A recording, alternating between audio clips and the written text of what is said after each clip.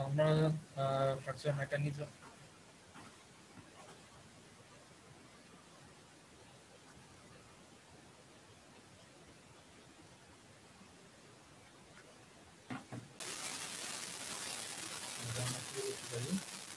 Last লেকচারের বিষয়ে আমরা যেটা বলছিলাম সেটা হলো যে গত লেকচারে আমরা ডাকটাইল ফ্র্যাকচার ব্রিটেল ফ্র্যাকচার সম্পর্কে ডিসকাশন করেছিলাম। এই লেকচারটাকে দেখছো কেউ তোমরা?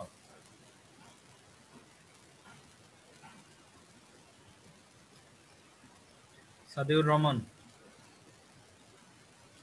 তুমি আছো?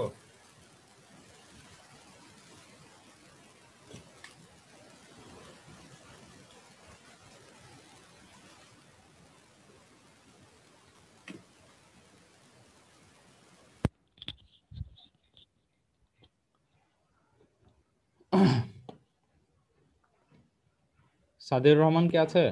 Roll number 223।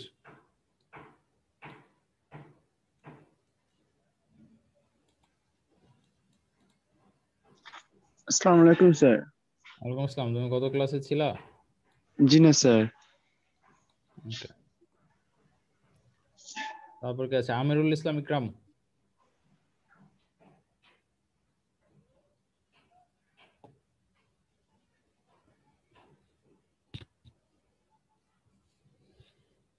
আমিরুল ইসলাম ইকরাম।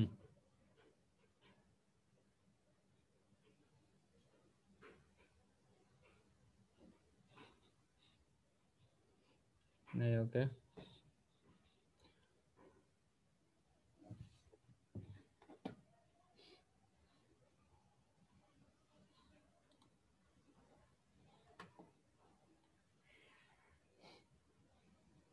আচ্ছা, আমরা ডাকটাইল এবং ব্রিটেল ফেইলিওর সম্পর্কে আলোচনা করেছিলাম এবং ডাকটাইল ফেইলিওর এবং ব্রিটেল ফেইলিওর কিভাবে ঘটে, এর প্রসিডিওর কি, এই সম্পর্কে ডিটেইলস আলোচনা করেছিলাম।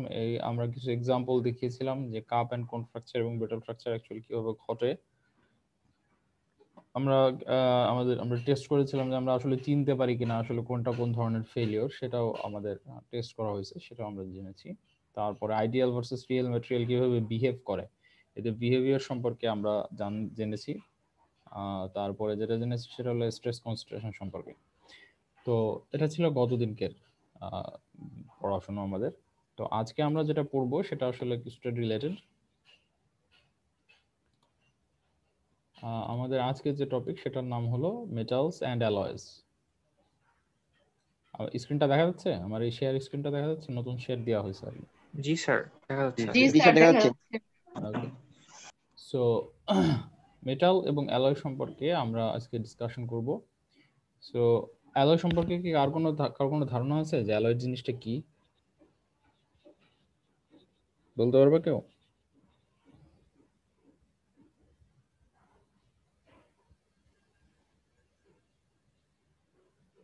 স্যার, সংকর ধাতু। হ্যাঁ, মানে বাংলায় আমরা ওটাকে বলি সংকর ধাতু।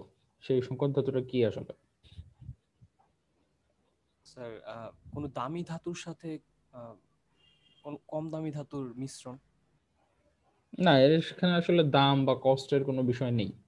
ঠিক আছে, cost is not a matter here. কস্টের বিষয়ে আমরা আসলে কোনো কথা বলতে পারবো না। অ্যালয়টা আমরা আসলে বানাই কমপ্লিটলি ইঞ্জিনিয়ারিং পার্সপেক্টিভে। এখানে আসলে দাম দাম হ্যাঁ, কস্টের একটা সার্টেন বিষয় থাকে, কিন্তু that's not our primary concern. ঠিক আছে, সো মেটাল যেটা সেটা হলো যে স্যার, অ্যালয় মানে খাদ না? না, অ্যালয় মানে খাদ না। বিষয়টা আসলে খাদ না, তবে স্বর্ণ মানে অলংকার তৈরি করার ক্ষেত্রে যে খাদগুলো মেশানো হয়, খাদ মিশিয়ে সংকর ধাতু। অ্যালয় তৈরি করা হয়। ঠিক আছে, তো ওইটাকে আমরা খাদ পার্টিকুলারলি বলতে পারি না, বা ইম্পিউরিটি চাইলে বলা যায়, বাট নট নেসেসারিলি। ঠিক আছে, অ্যালয় বিষয়টা একটু ডিফারেন্ট, আমরা সেটা ডিসকাস করব। সো মেটালকে আমরা মেটাল থেকে আমরা অ্যালয় তৈরি করতে পারি। এবং অ্যালয়টা কেন তৈরি করি? আমাদের যদি পার্টিকুলার কোনো স্পেসিফিক যদি কোনো বৈশিষ্ট্যের দরকার হয়, যে আমরা পার্টিকুলার কোনো প্রপার্টি চাই, আমরা একটা ম্যাটেরিয়ালের একটা নির্দিষ্ট প্রপার্টি চাচ্ছি, যেটা আমাদের ডিজায়ারেবল প্রপার্টি, এখন সেটা কোনো মেটালে হয়তো দিতে পারতেছে না রেডিমেডলি। তাই না? তখন আমরা কি করি, একটা অ্যালয় তৈরি করি যেটা ওই ধরনের প্রপার্টি দেবে। তোমাদের একটা এক্সাম্পল দিই, সিম্পল এক্সাম্পল। তোমাদের বাসায় রাইস কুকার অথবা কেটলি আছে, ইলেকট্রিক কেটলি? জি স্যার, সবার বাসায় আছে। আচ্ছা, তো এখন আমাকে বলতে পারবা কেউ যে এই এই যে যে রাইস কুকার দেখবা যে ভাত রান্না হয়ে গেলে অটোমেটিক বন্ধ হয়ে যায়, তাই না? বা তোমার ইলেকট্রিক কেটলি যে পানি গরম হইলে বন্ধ হয়ে যায়, এটা কিভাবে কাজ করে, কারোর আইডিয়া আছে?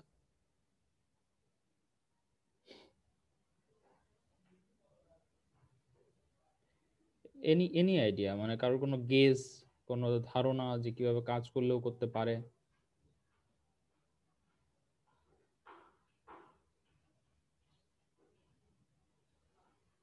কি কারো কোনো আইডিয়া নেই? কিছু আইডিয়া তো থাকা উচিত ছিল, তাই না?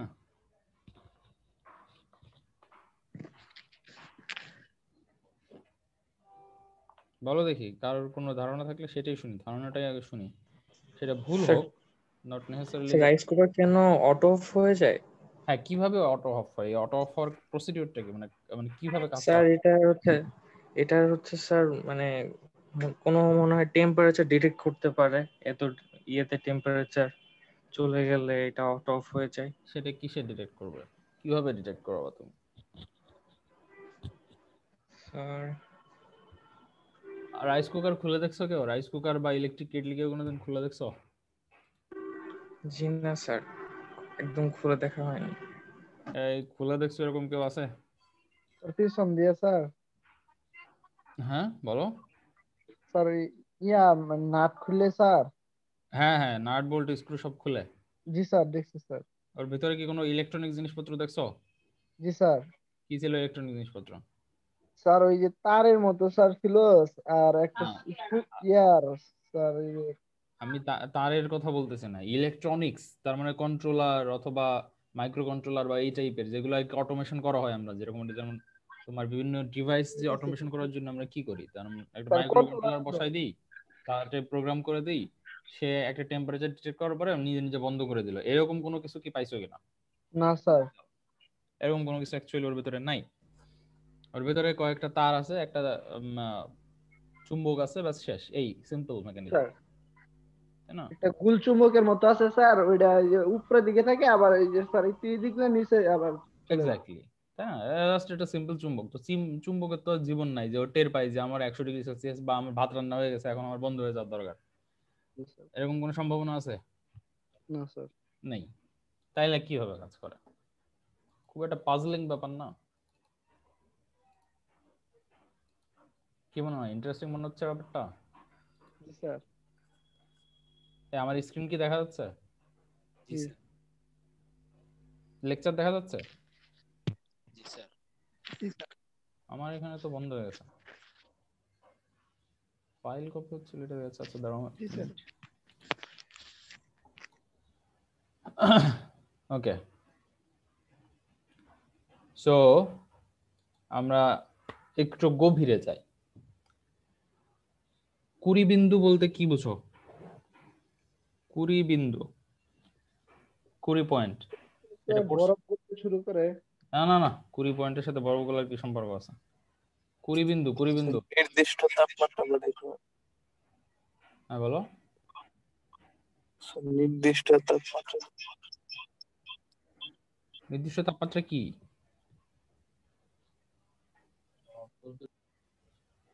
এই 20 পয়েন্ট তোমরা পড়ছো তো, তোমাদের মনে নাই কারোর?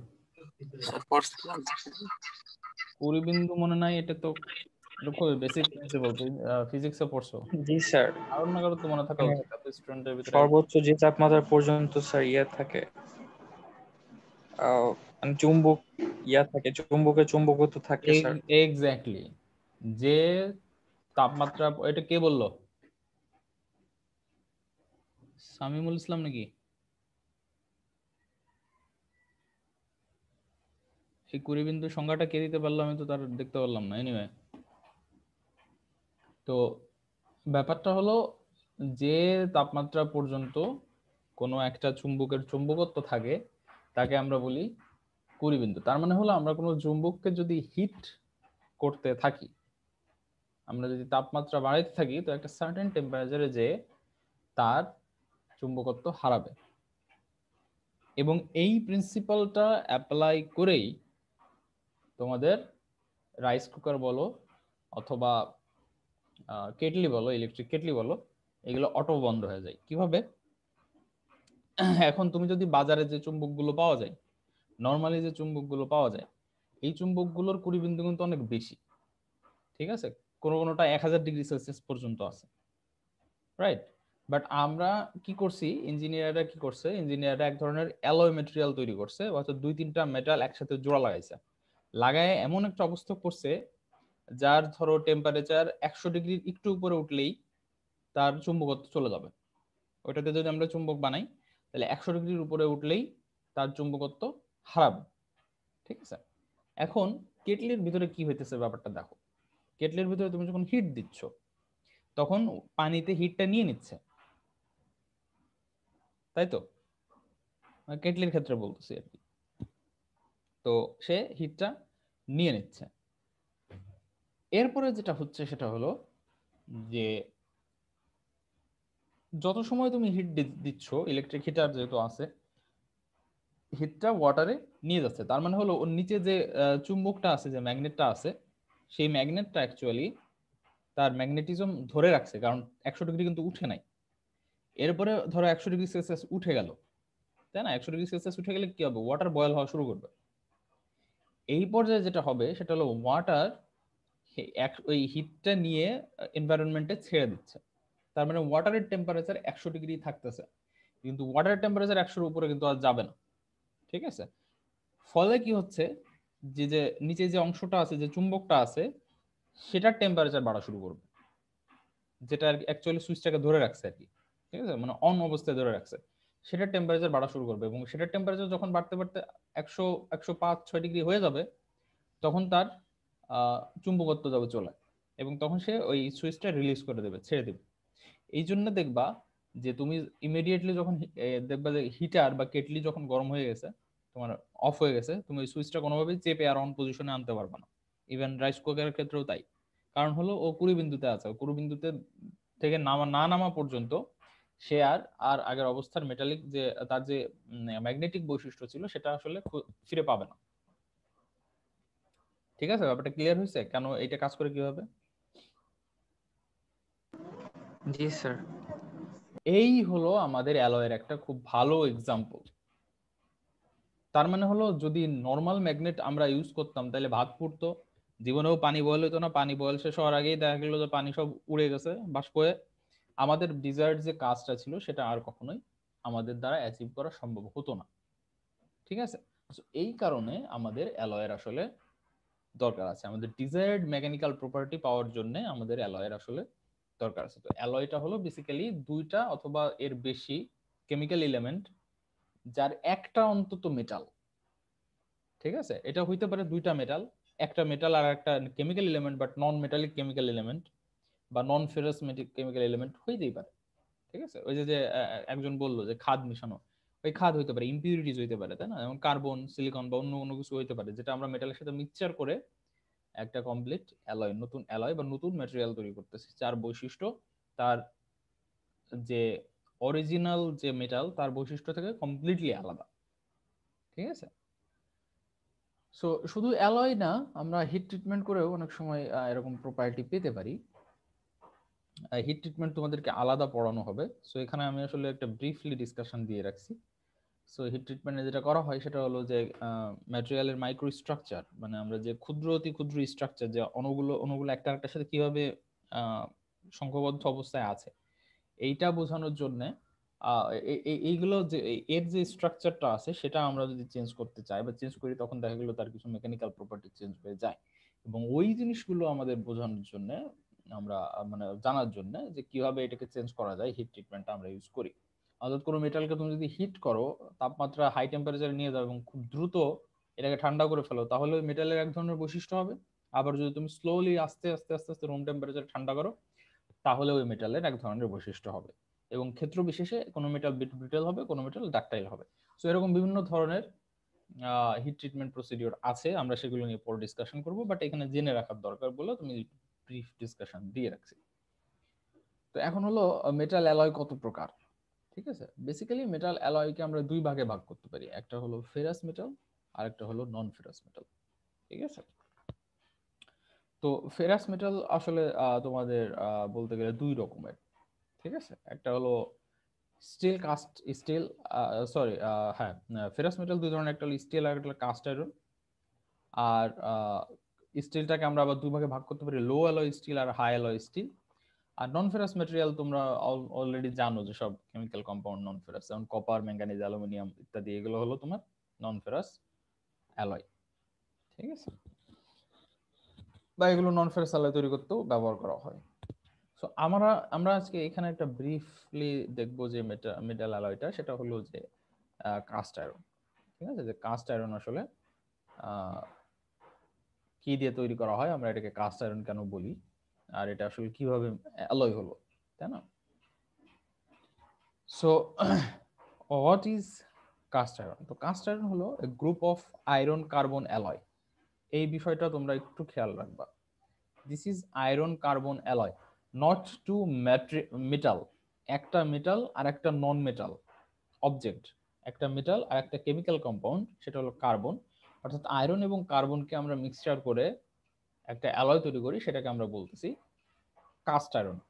কাস্ট আয়রন অবশ্য আমরা তখনই বলবো যখন এখানে অ্যালয়ে কার্বনের পরিমাণ 2%-এর বেশি হবে। ঠিক আছে?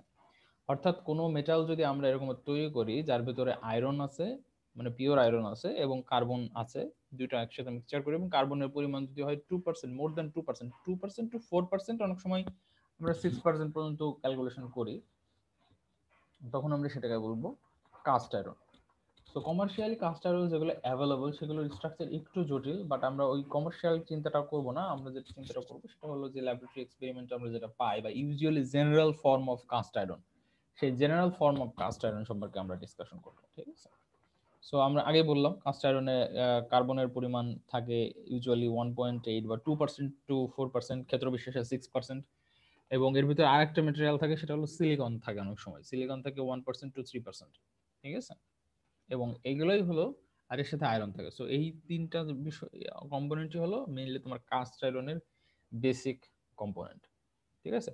There is nothing more than this, থেকে বেশি আসলে ওখানে কিছুই নেই। ঠিক আছে? আর এর থেকে যদি কম আমরা কার্বনের পরিমাণ ইউজ করি, যেমন কার্বন কন্টেন্ট আছে এখানে 2%, তাহলে 2%-এর নিচেই আমরা যদি ইউজ করি তখন সেটা কি হবে? সো 2%-এর নিচেই যদি আমরা কার্বন কন্টেন্ট দিই তাহলে সেটা আর কাস্ট আয়রন হবে না, সেটা হবে স্টিল। অর্থাৎ তোমরা যে স্টিলটা চিনো সেটা আসলে 2%-এর থেকে কম পরিমাণ কার্বন কন্টেন্ট থাকে, এবং এই কারণে ওটা আমরা বলি steel. So basically cast iron এবং স্টিল আর brothers, but they have completely different characteristics. তো কাস্ট আয়রনের ক্যারেক্টারিস্টিক্স গুলো আসলে তাহলে কি? স্টিলের রেসপেক্টে যদি আমরা চিন্তা করি, তো আমরা দেখতে পাবো কাস্ট আয়রন বাজারে পাওয়া যায় এবং এগুলো খুবই সস্তা। ঠিক আছে? মানে স্টিলের তুলনায় কাস্ট স্টিলটা একটু দামি, তোমরা সবাই জানো স্টিলের একটু দাম বেশি। সো কাস্ট আয়রন খুবই সস্তা, এর মেল্টিং টেম্পারেচার অনেক কম, অর্থাৎ খুব সহজেই আমরা এটাকে মেল্ট করে ফেলতে পারি, গলায় ফেলতে পারি। ঠিক আছে? আর কাস্ট আয়রনের নামটা দেখে বুঝতেছো যে কাস্টিং করা এটা অনেক সহজ, এর শেপ চেঞ্জ করা বা এর বিভিন্ন ধরনের ডিফর্ম করা, it's very easy. So it has excellent castability. ঠিক আছে? তারপরে হলো ইন্টারেস্টিং ব্যাপার হলো এটা করোশন রেজিস্ট্যান্ট, এটা খুব সহজে করোড করে না এনভায়রনমেন্টে ফেলে রাখলেও। স্টিল যেটা হয়, তোমরা সব সময় পড়ছো স্টেনলেস স্টিল, স্টেনলেস স্টিল লেখা থাকে অনেক ধরো ধারালো জিনিসপত্রের উপর, যেমন শেভিং যে ব্লেড গুলো আছে, দেখবা যে লেখা থাকে যে স্টেনলেস স্টিল, তাই না? বা ছুরি কাঁচি যেগুলোই তোমরা ইউজ করো স্টিলের তৈরি, সেগুলো লেখা থাকে স্টেনলেস স্টিল। এই যে স্টিলের একটা বৈশিষ্ট্য হলো যে এগুলো করোশন রেজিস্ট্যান্ট, তার মানে তুমি যদি বাতাসে ফেলে রাখো তো এর উপর মরিচা সহজে পড়বে না। ঠিক আছে? যদি সেটা প্রপারলি স্টেনলেস স্টিল হয়, বাজারে প্রপার স্টেনলেস স্টিল পাওয়া একটু কঠিন হবে আজকাল। ঠিক আছে? সো সেখানে আমাদের কাস্ট আয়রনটাও ওই কার্বন কন্টেন্টের জন্য, স্টিল যে কারণে আর কি করোশন রেজিস্ট্যান্ট, এই কাস্ট আয়রনটাও সে কারণে করোশন রেজিস্ট্যান্ট। কিন্তু ব্যাপার হলো যে স্টিলের থেকে কাস্ট আয়রন কিছুটা অনেক সময় বেশি করোশন রেজিস্ট্যান্ট, কারণ এটা কার্বনের পরিমাণ বেশি। ঠিক আছে, তাছাড়াও একে আমরা হিট ট্রিটমেন্ট করে বা অন্য যে কোনো উপায়ে অথবা অন্য মেটেরিয়াল যোগ করে খুব সহজেই এর প্রপার্টিগুলো অ্যাডজাস্ট করতে পারি। তার মানে আমাদের যে ডিজায়ার্ড কাস্ট আয়রনের যে জেনারেল বেসিক প্রপার্টি, সেই প্রপার্টিটাকে আমরা খুব চেঞ্জ করে আমাদের অন্য মেকানিক্যাল প্রপার্টিতে আমরা ট্রান্সফর্ম করতে পারি। আর প্রবলেম যেটা সেটা হলো যে স্টিলের তুলনায় কাস্ট আয়রন খুবই ব্রিটেল। ঠিক আছে, মানে খুব সহজে এটার ফেলিওর হয়, খুব কম স্ট্রেস স্ট্রেনে এটার ফেলিওর হয়। সো এটা ব্রিটেল। আর যদি ওভারঅল চিন্তা করো তো এটা ইনফেরিয়র টু স্টিল, স্টিলের থেকে এর বৈশিষ্ট্য একটু ইনফেরিয়র টাইপের, it's not that good like steel. ঠিক আছে, এখন কাস্ট আয়রনকে আমরা কয়েকটা শ্রেণীতে ভাগ করতে পারি। কাস্ট আয়রনের প্রচুর শ্রেণী বিভাগ আছে, বাট আমরা ইঞ্জিনিয়ারিং ম্যাটেরিয়ালের পার্সপেক্টিভে আমরা এই 4-5টা বা 6টা এরকমের ক্লাসিফিকেশন দেখবো। পার্টিকুলারলি কোনো ফিক্সড ক্লাসিফিকেশন এর আসলে নেই, তবে জেনারেল ফরমেশন বা জেনারেল যে ক্লাসিফিকেশন গুলো আমরা পাঠ্য বইয়ে দেখি সেই বিষয়ে আমরা সেইগুলো শুধুমাত্র আমরা ডিসকাশন করব। ঠিক আছে, তো তার ভিতরে একটা আছে হোয়াইট কাস্ট আয়রন। ঠিক আছে, তো হোয়াইট কাস্ট আয়রনে যেটা হয় সেটা হলো যে it's a combination form of cementite. Cementite নামে এক ধরনের মাইক্রোস্ট্রাকচার আছে, সেই সিমেন্টাইট মাইক্রোস্ট্রাকচার দিয়ে যেটা গঠিত হয় সেটাকে আমরা বলি হোয়াইট কাস্ট আয়রন। সিমেন্টাইট, ম্যাগনেটাইট এগুলো আমরা পরে দেখবো যখন, তখন বুঝতে পারবা, বাট আমি এখন ক্লাসিফিকেশনটার উপর তোমরা ফোকাস করবা যে কি কি টাইপের আছে, তোমাদের শুধু এটা জানা দরকার এখন। এরপরে আছে ম্যালিয়েবল কাস্ট আয়রন। এটার ভিতরে যেটা হয় যে ইরেগুলার রাউন্ড পার্টিকেলের সাথে কম্বিনেশনের মাধ্যমে তৈরি করা হয়, এটাকে টেম্পার কার্বন বলে অনেক সময়। এরপরে আছে grey cast iron. So grey cast আয়রনটা হলো যে most or all of the carbon is uncombined in the form of graphite flakes. অর্থাৎ এর ভিতরে যে গ্রাফাইট ফ্লেক্স গুলো থাকে, মানে এর ভিতরে কার্বন দেওয়া হয়, কার্বন তো বেসিক্যালি গ্রাফাইটের একটা, মানে কার্বনের একটা ফর্ম হলো গ্রাফাইট। সো ওইটা carbon actually graphite flakes form করে, বাট এগুলো অ্যাকচুয়ালি আয়রনের সাথে কম্বাইন্ড হইতে পারে না, আনকম্বাইন্ড অবস্থায় থেকে যায়। ঠিক আছে, সো গ্রাফাইটের যে কালার গ্রে কালার, এটা আমরা তখন কাস্ট আয়রনে দেখতে পাই। ঠিক আছে, যেহেতু কাস্ট আয়রনের সাথে এটা কম্বাইন্ড হয় নাই, so he actually shows his colour. এরপর আছে চিল্ড কাস্ট আয়রন। ঠিক আছে, চিল্ড কাস্ট আয়রনে হলো যে হোয়াইট কাস্ট আয়রনই, এটা হলো তোমার গ্রে কাস্ট আয়রনের সাথে সাধারণত সারফেস মিক্সচার করা থাকে। ঠিক আছে, এরপর আছে নোডুলার কাস্ট আয়রন। এটা একটু কমপ্লিকেটেড, এর একটা স্পেশাল অ্যালয় বলা যায়। এটা ম্যালেবল কাস্ট আয়রনের থেকে বেশ কিছুটা ডিফারেন্ট, এবং এর যে কার্বনের পার্টিকেলগুলো আছে, যেগুলো কম্বাইন্ড কার্বন পার্টিকেল, সেগুলো আসলে মোর রেগুলার শেপ। ঠিক আছে, আগে আমরা যেটা দেখছিলাম ম্যালেবল, ইট ওয়াজ নট রেগুলার শেপ, তাই না, এবং আনকম্বাইন্ড অবস্থায় ছিল, but in this case the carbon content particles R more regular shape. ঠিক আছে, রাউন্ড শেপ বলতে পারো আর কি। এরপর হচ্ছে alloy cast iron. Alloy cast আয়রনটা হলো যে তোমার অ্যালয়িং এলিমেন্ট ইউজ করা হয় কিছু।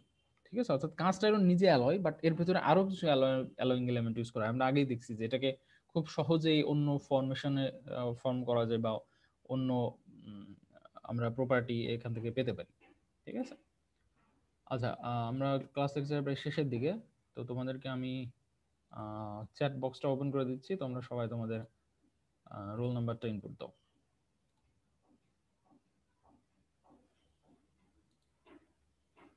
ওকে, ওপেন আছে, তোমরা ইনবক্সে তোমাদের রোল নাম্বারটা ইনপুট দিতে পারো।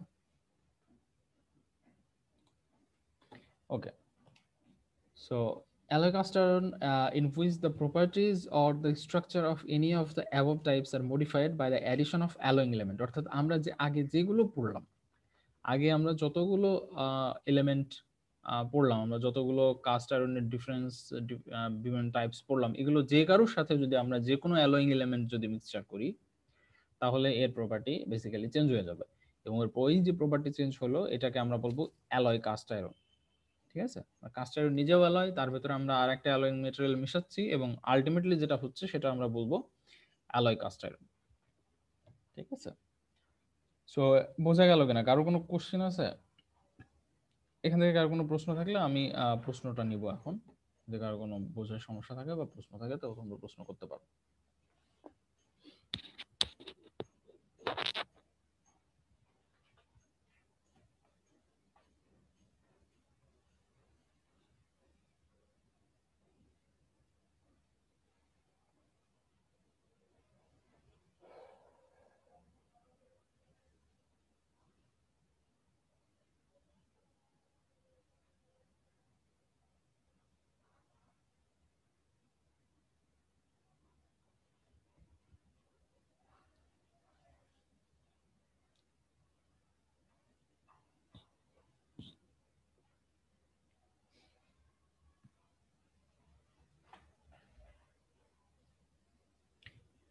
তোমরা কি আমাকে শুনতে পাচ্ছ? কারো কোনো প্রশ্ন আছে? কাস্ট আয়রনটা আবার একটু রিপিট করেন। পড়াইলাম তো কাস্ট আয়রন। কাস্ট আয়রনটা হলো তোমার যে আয়রনের সাথে আয়রনের ওর বা যে কোর আয়রনটা আছে সেই আয়রনের সাথে যদি আমরা কার্বনটাকে মিক্সচার করি, যে কোনো কার্বন যদি মিক্সচার করি তাহলে তোমার যে অ্যালয়টা ফর্ম হবে সেটাকে আমরা বলবো আয়রন কার্বন অ্যালয় বা কাস্ট আয়রন।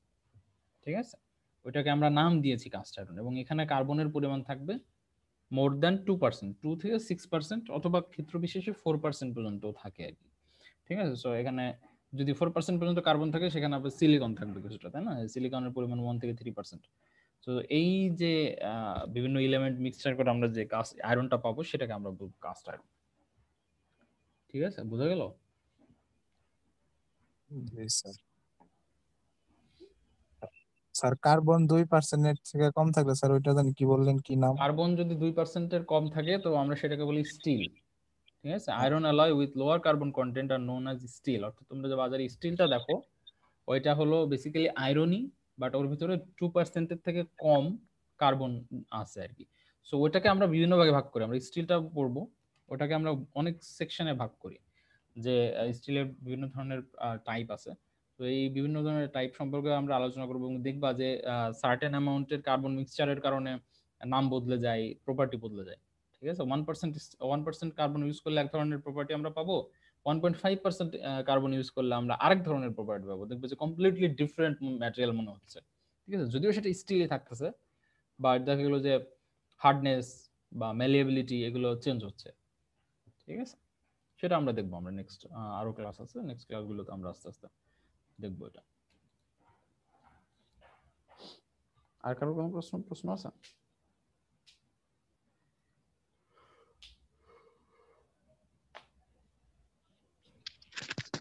স্যার হ্যাঁ বলো। ওই স্যার রাইস কুকারে স্যার কেমনে জানি স্যার ওইটা বললেন স্যার, ওই যে অটোমেটিক স্যার টেম্পারেচার রাইস কুকারের ব্যাপারটা হলো কি ডিসকানেক্ট হয়ে গেছিলাম যে স্যার, মানে বুঝতে পারছিলাম না। এই ধরো রাইস কুকারের উপরের অংশ দেখা যায়, জি স্যার। এখানে একটা হিটিং এলিমেন্ট আছে, তার মানে হলো এখানে একটা কয়েল আছে, যে কয়েলটা তোমার এটাকে হিট দিচ্ছে। ঠিক আছে, এই কয়েলটার সাথে এই কয়েলটাকে ধরে রাখছে একটা সুইচ, যে সুইচটা হলো ম্যাগনেটিক সুইচ। ওকে, আমরা এখানে পাওয়ার দিচ্ছি, রাইট? এখন যখন এই সুইচটা তুমি অন করলে তখন বর্তনী চালু হলো এবং দেখবা যে এখানে যে ধরো ওয়াটার থাকলো বা তোমার রাইস থাকলো, এটা হিট হওয়া শুরু করছে, তাই না? সো তুমি যখন হিটটা এখানে দিচ্ছ তখন কি হচ্ছে, এখানে যে ওয়াটার যদি থাকে, যে কেটলির ক্ষেত্রে চিন্তা করো বা ভাতের ক্ষেত্রে, ভাতে তো পানি দাও, তাই না? পানি তো আমরা কেন দিই? সো পানিটা যে যে কাজটা হচ্ছে যে পানির টেম্পারেচার বাড়তেছে, তার মানে হলো এই হিটিং এলিমেন্টটার থেকে যে হিটটা আমরা রিলিজ হচ্ছে সেই হিটটা ওয়াটারে নিয়ে যাচ্ছে, তাই না? এবং এই সারফেসের টেম্পারেচার আস্তে আস্তে বাড়তেছে। সো এইটা আমরা হিসেব করি যে এখানে যে ম্যাগনেটিক সুইচটা আছে এই ম্যাগনেটের হলো কুড়ি পয়েন্ট হলো 105°C, 100 একটু উপরে থাকে। ঠিক আছে, তার মানে হলো যে 105°C টেম্পারেচার সারফেসে যখন উঠবে তখন এটা ম্যাগনেটিজম হারাই ফেলবে এবং সুইচটা ছেড়ে দেবে, সুইচের মতো কাজ করবে না। ঠিক আছে, সে অফ হয়ে যাবে, অ্যাকচুয়ালি অফ পজিশনে চলে যাবে। সো কি হচ্ছে, এখানে যখনই আমরা হিট বাড়াচ্ছি টেম্পারেচার অ্যাকচুয়ালি কি হচ্ছে 10, 20, 30 করে আস্তে আস্তে বাড়তেছে, তাই না? তো যখন 100°C টেম্পারেচারে পৌঁছায় যাবে তখন এই যে যে ওয়াটার ছিল এখানে, ওয়াটারের টেম্পারেচার কিন্তু 100-তে থেমে যাবে, কারণ ওয়াটার কিন্তু 100°C টেম্পারেচারের ওই পাশে যায় না, তাই না? বয়লিং টেম্পারেচার 100°C, এরপরে বয়লিং হয়ে যাবে, স্টিম তৈরি হবে। সো এ যখন আর হিট ট্রান্সফার করতেছে না তখন কি হবে, তখন এই সারফেসের টেম্পারেচার বাড়া শুরু করবে। সারফেস টেম্পারেচার 101 হবে, 102 হবে, 103 হবে, 104 হবে। যখন 105 হয়ে যাবে, যেহেতু হিটটা ট্রান্সফার হচ্ছে না, তখনই এই সুইচের ভিতরে যে ম্যাগনেট আছে সে তার ম্যাগনেটিজম হারাই ফেলবে। হারাই ফেললে কি হবে, এটা অফ অন পজিশনে ছিল, এটা অফ হয়ে যাবে, তাই না? যেহেতু ম্যাগনেটে ধরে রাখছিল সুইচটা, ওই সুইচটা আর তো ম্যাগনেটে ধরে রাখতে পারবে না, রাইট? তখন সে এটাকে বন্ধ করে দিবে এবং এক্স্যাক্টলি এইভাবেই অ্যাকচুয়ালি তোমার ওই কাজটা হয়। বোঝা গেল? জি স্যার, বুঝতে। এটাই। রাইস কুকারের ক্ষেত্রে একটু বেশি থাকে, কারণ রাইস কুকারের ক্ষেত্রে পুরো ওয়াটারটাকে অ্যাকচুয়ালি ট্রান্সফার করে দেওয়া লাগে। ঠিক আছে, সো ওই পুরো ওয়াটারটা যখন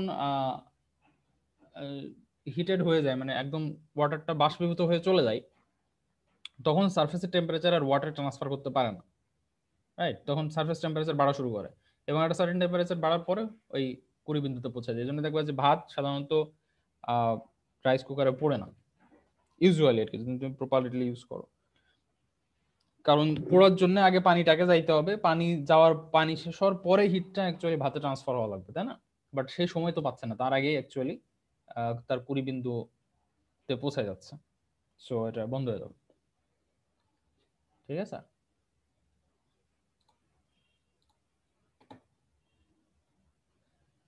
ওকে। সো তোমাদের অ্যাটেন্ডেন্স দেওয়ার কারো বাকি আছে? স্যার 219। হ্যাঁ, তো অ্যাটেন্ডেন্স তুমি চ্যাট বক্সে দিয়ে দাও, আমাকে বলতেছো কেন? চ্যাট বক্স ওপেন আছে, দেখো। Sir 246 sir. আমি কি বলছি তুমি কি শুনছো? চ্যাটের ইনবক্সে চ্যাট বক্স নামে একটা অপশন আছে, চ্যাট করা যায় ওখানে আর কি, ওইখানে তোমার রোল নাম্বারটা দিয়ে দিতে বলছি আমি।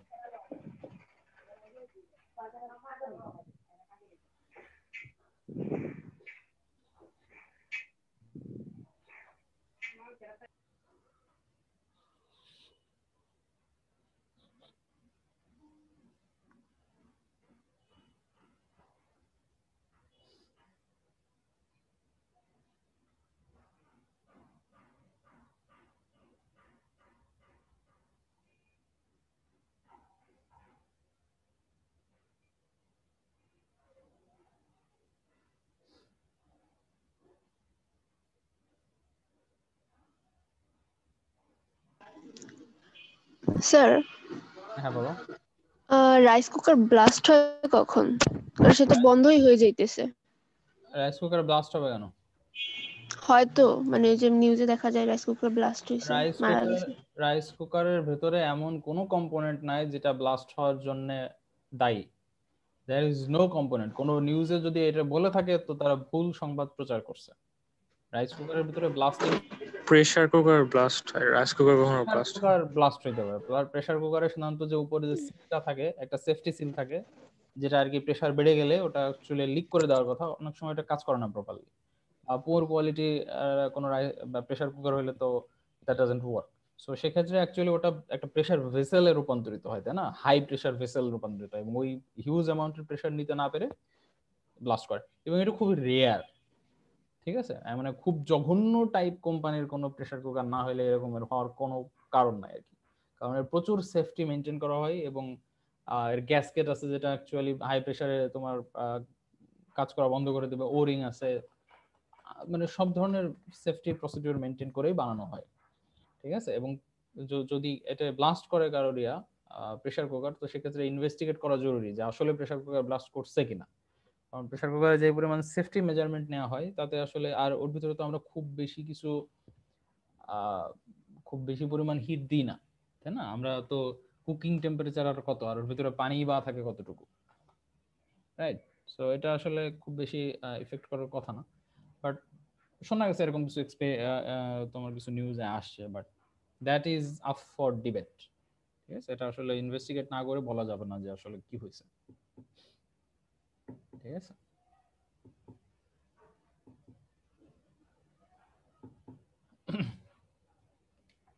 ওকে। আর কারো কোনো প্রশ্ন আছে? জি না স্যার, কোনো কোশ্চেন নেই। ওকে, তাহলে আমরা আজকে এখানেই শেষ করতে পারি। আর তোমাদের যে বিষয়টা জানিয়ে রাখলাম যে লিঙ্কটা ক্রিয়েট করা হয়েছে, এই লিঙ্কে নেক্সট ক্লাসে তোমরা জয়েন করবা। এই লিঙ্কটা সবাই সেভ করে রাখো, আমি রিকারিং মিটিং দিয়ে রাখছি। এরপরেও যদি কোনো চেঞ্জ আসে তাও আমি ইমেলের মাধ্যমে জানাবো। কাইন্ডলি ইমেলটা তোমরা কেয়ারফুলি পড়বা। আমি যদি কোনো ইমেল করি তোমরা পড়ো না, আমি জানি সেটা আসলে খুবই বাজে একটা ব্যাপার। কবে অ্যাসাইনমেন্ট দিয়ে দেবো পার্টিকুলার এক একজনের আলাদা আলাদা, তখন টের পাবো না। ঠিক আছে, so keep an I on email. নিজেদের ইমেলটা নিজেরা পড়ো। ঠিক আছে, আজকেও দেখলাম অনেকেই ইমেল পড়ে না, কারণ এনিওয়ে এটা আসলে তোমরা না পড়লে আসলে কি বলা যাবে। ঠিক আছে, ওকে। তো নেক্সট ক্লাসে তোমাদের সাথে দেখা হবে। আজকে এই পর্যন্তই। জি স্যার, ধন্যবাদ স্যার। আসসালামু আলাইকুম। আসসালামু আলাইকুম।